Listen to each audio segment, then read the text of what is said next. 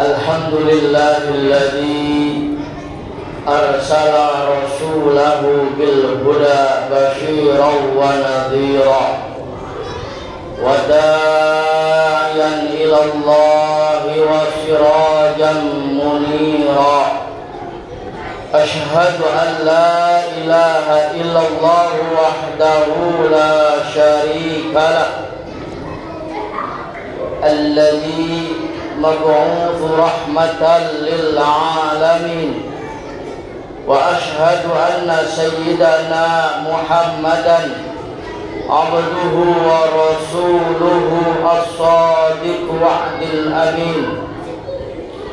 اللهم صل وسلم وبارك وكرم وترحم وتحنن على عبدك ورسولك نبينا ومولانا محمد وعلى آله وأصحابه ومن تبعه بإحسان إلى يوم الدين. أما بعد فيا أيها الحاضرون المسلمون أوصيني نفسي وإياكم بتقوى الله وطاعته لعلكم تفلحون، حيث قال الله تعالى في القرآن الكريم وهو أصدق القائلين: أعوذ بالله من الشيطان الرجيم، بسم الله الرحمن الرحيم.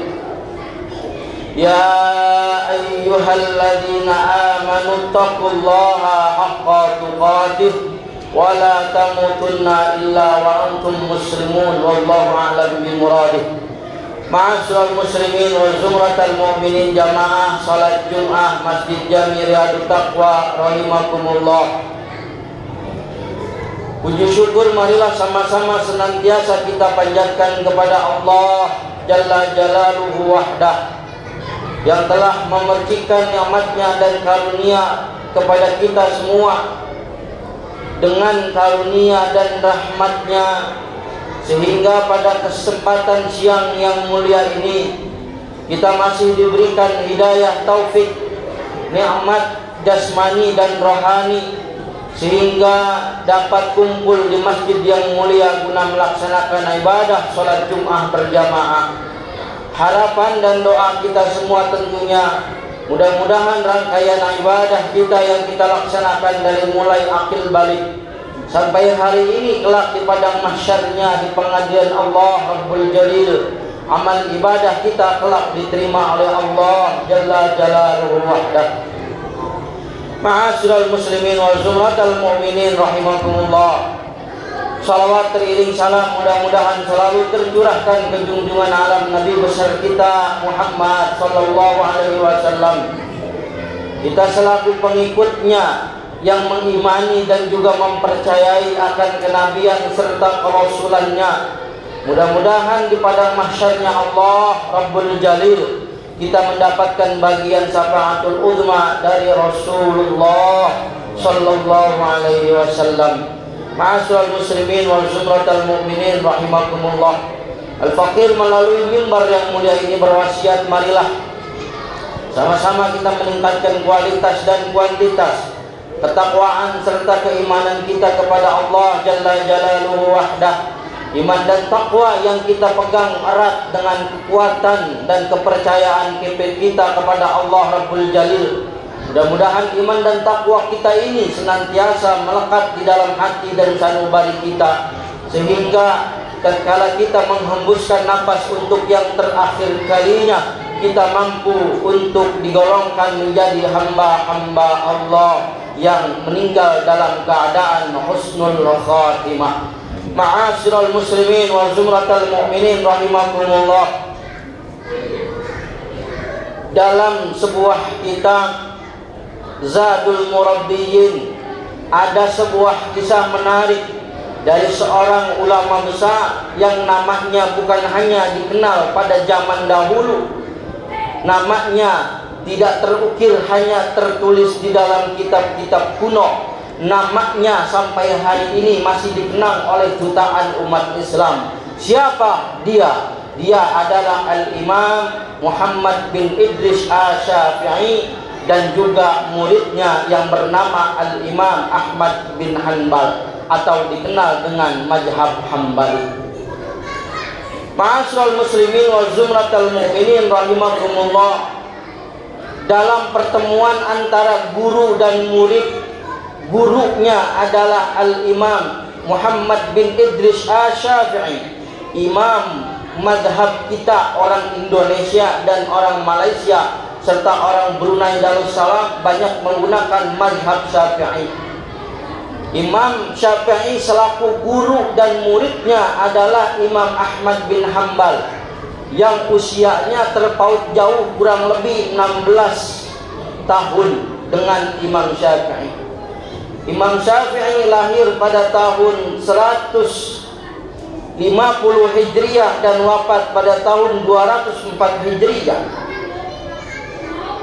Di dalam perjalanan Imam Ahmad bin Hanbal menggali ilmu kepada Imamuna Asy-Syafi'i rahimahullahu ta'ala, ada hal yang menarik ketika terjadi silaturahim antara guru dan murid. Imam Ahmad bin Hanbal punya anak perempuan yang shalihah. Dalam siang hari dia melakukan ibadah puasa, malamnya dia melakukan tahajud. Kebiasaan yang dilakukan oleh anak dari Imam Ahmad bin Hanbal. Sebegitu hebat dan ta'zimnya seorang murid yaitu Imam Ahmad bin Hanbal kepada Imamuna Asy-Syafi'i, Imam Ahmad bin Hanbal menceritakan kepada putrinya ini, "Wahai putriku, bapak punya seorang guru yang sangat alim. Beliau sudah hafal Quran dari usia 7 tahun. Hadis Muwatta gurunya Imam Malik dalam kitab Al-Muwatta itu sudah terkarar ketika usia 13 tahun yang segitu tebal dan segitu banyaknya. Pokoknya kecerdasannya di atas rata-rata. Bapak punya guru. Akhlaknya luar biasa, tawaduknya tidak pernah dilihat tapi dirasakan oleh orang lain. Syukurnya lebih dahsyat ketimbang orang-orang yang di dalam kehidupannya disempitkan rezekinya, dan juga ketakwaannya kepada Allah Rabbul Jalil tidak pernah bisa diukur. Tiap malam sampai ba'da subuh dia selalu berzikir dan membaca Al-Quran. Singkatnya, bapak punya guru, sifat dan akhlaknya, kepinterannya dan kecerdasannya di atas manusia rata-ratanya. Mendengar kisah yang diceritakan oleh bapaknya, putrinya ini penasaran. "Wahai bapak, saya ingin sekali bertemu dengan Imamuna Asy-Syafi'i rahimahullahu ta'ala yang punya akhlak dan kepinteran yang luar biasa. Saya pengen ketemu. Saya sangat cinta kepada orang-orang soleh," kata si putrinya. Suatu ketika Imam Ahmad bin Hanbal menyetujui akan kepengenan putrinya ini. Diundanglah Imamuna Asy-Syafi'i ke rumah Imam Ahmad bin Hanbal. Ketika diundang ke rumah Imam Ahmad bin Hanbal, Imam Syafi'i ditawarkan hidangan yang begitu banyak. Lalu hidangan yang disediakan oleh putri dan Imam Ahmad bin Hanbal dimakan semuanya tanpa ada yang tersisa sedikit pun. Menjelang waktu malam, karena jalan terlalu jauh pulang ke rumah, tidak terukur dengan kilometer yang sangat jauh, akhirnya Imam Syafi'i memutuskan menginap di rumah muridnya, yaitu Imam Ahmad bin Hanbal. Ketika malam sudah datang, Imam Ahmad bin Hanbal masuk ke kamarnya untuk berzikir membaca Quran sampai menjelang subuh. Imam Syafi'i masuk juga ke kamar yang telah disediakan oleh Imam Ahmad bin Hanbal. Namun setelah masuk kamar, Imam Syafi'i meletakkan kepalanya, tertidur dan termeram badannya. Setelah ba'da subuh, Imam Syafi'i melaksanakan sholat subuh berjamaah yang diikuti oleh putrinya Imam Ahmad bin Hanbal. Namun ada yang menarik hadirin, ketika Imam Syafi'i melakukan sholat subuh, beliau tidak wudu terlebih dahulu dan juga tidak tayamum pada waktu itu. Jadi tidak melaksanakan wudu untuk melaksanakan sholat subuh. Menjelang pagi hari, sang putri heran kepada bapaknya, "Wahai bapak, ahadha huwa Imam Syafi'i alladhi kunta haddatsani anhu?" Wahai bapak, ini benar yang datang ke rumah kita ini Imam Syafi'i, imam yang dulu diceritakan sebagai guru bapak yang ilmunya luas, akhlaknya banyak, tawaduknya luar biasa, qanaahnya luar biasa. Emang benar ini bapak yang datang ke rumah ini Imam Syafi'i? Kata Imam Ahmad bin Hanbal, "Ya ibnati, na'am, benar itulah Imam Syafi'i." Lalu kata putrinya, "Tapi kok tidak sesuai?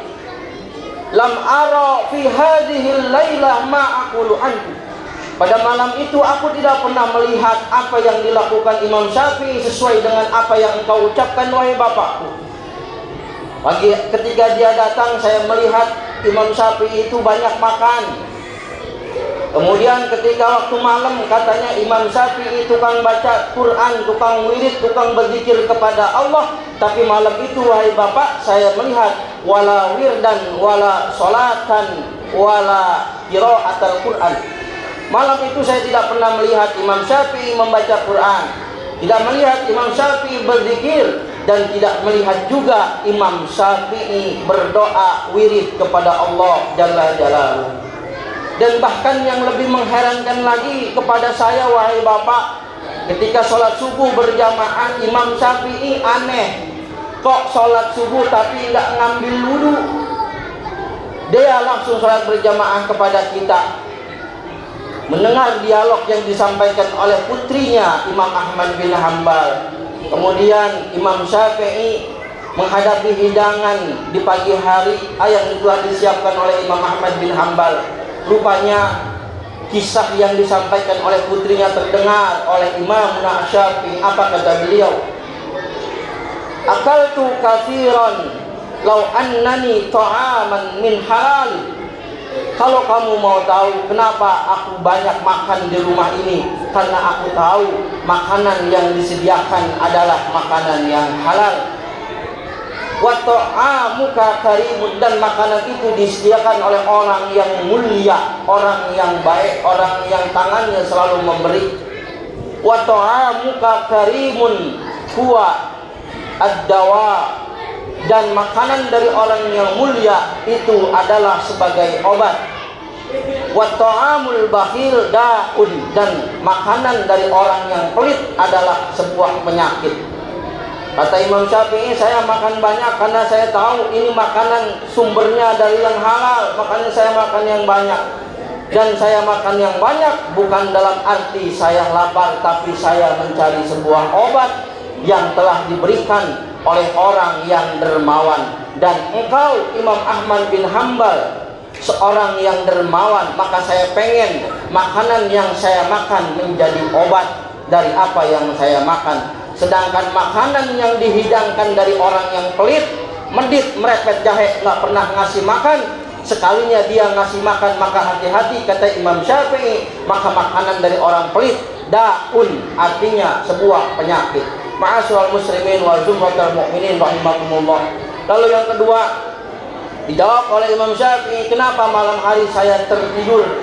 Padahal saya tidak tertidur, boleh jadi mata saya terpejam, Tapi pada malam itu Allah turunkan 70 permasalahan yang mampu saya jawab pada malam itu dengan sebuah renungan. Dan jawaban 70 itu akan membawa manfaat maslahat untuk umat Islam yang akan datang. Lalu yang terakhir, kenapa saya sholat subuh tidak berwudu? Karena pada malam hari itu saya seakan-akan di hadapan saya ada Al-Quran yang 30 juz, Al-Quran yang 114 surah, dan di hadapan saya juga terpampang hadis kitab Al-Muwatta karangan Imam Malik. Makanya di malam hari itu juga saya memutolaah kitab Imam Malik dan juga membaca Al-Quran, karena Al-Quran sudah ada di luar kepala saya. Makanya ketika subuh saya belum batal wudu dan saya tidak perlu untuk berwudu kembali. Ma'asyiral muslimin wal mu'minin rahimakumullah. Sehebat dan sekelas Imam Syafi'i, dalam sebuah kitabnya beliau menuliskan sebuah syair, uhibbus shalihin walastu minhum. Aku ini cinta kepada orang-orang soleh, walastu minhum, tetapi aku bukan termasuk golongan orang-orang soleh.